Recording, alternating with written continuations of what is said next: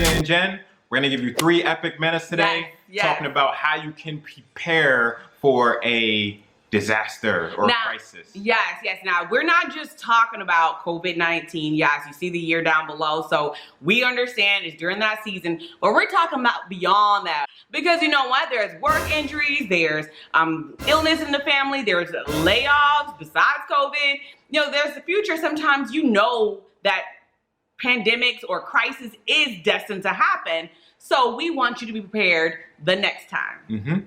So step number 1, I would recommend building up at least $1,000 of an emergency fund expense. Yes. It doesn't actually seem that much. It's really not a lot to cover something significant as a job loss or something else you might need. Very true. But there's a reason we tell you to do that, which connects to step number 2. You want to talk about step number 2? Step number 2, pay down that debt.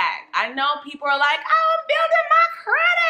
But when you build your credit, you can find yourself in mounds and mounds of debt, like thousands and thousands of dollars just tied up in debt. You can't even build your personal wealth. When that happens and you have all this debt that you're trying to pay off at the same time you're trying to keep up with your bills, and then that knocks down your investments too. So you can't really build up wealth as much, okay? Also, like in a situation like this, yeah, those businesses might say, okay, we're cutting off penalties. We're going to let you lay low for a while the pandemic is here.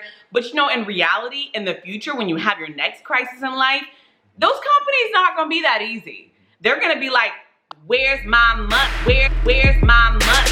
Where's my money? Where's my money? That's what they're going to be like. Step number 3 is build up at least 3 to 6 months of an emergency fund. That's where we want to get you to. So that way, in case situations like this happen or you have large expenses that you're not prepared to pay for. Yes. And having that 3 to 6 months gives you an ease of mind. Because if you do get laid off, crisis like this where people are out of work for 3 months, you can pay your bills. 3 to 6 months can be a different rendition on how you want to mix it up. If you feel like Netflix is your thing, put that in your 3 to 6 months living expenses. Or you can go down to like the bare minimum of just like your really strong living expenses that you need. Okay, so to wrap it up, $1,000 in the bank. Okay, don't touch it. Emergencies only. All right, try to prepare for everything else. Pay down that debt. Step number 2, okay, so that doesn't get in the way. Step number 3, 3 to 6 months of living expenses. The reason why we tell you to build up that $1,000 first, because while you're trying to pay off debt, you're gonna have an emergency that happens. You want to be best prepared for that as well. So those are the steps that we recommend. We want you to be successful in life, and that's something you're gonna learn from us in Epic, which means empower people, empower change. and that's what we want to see in you.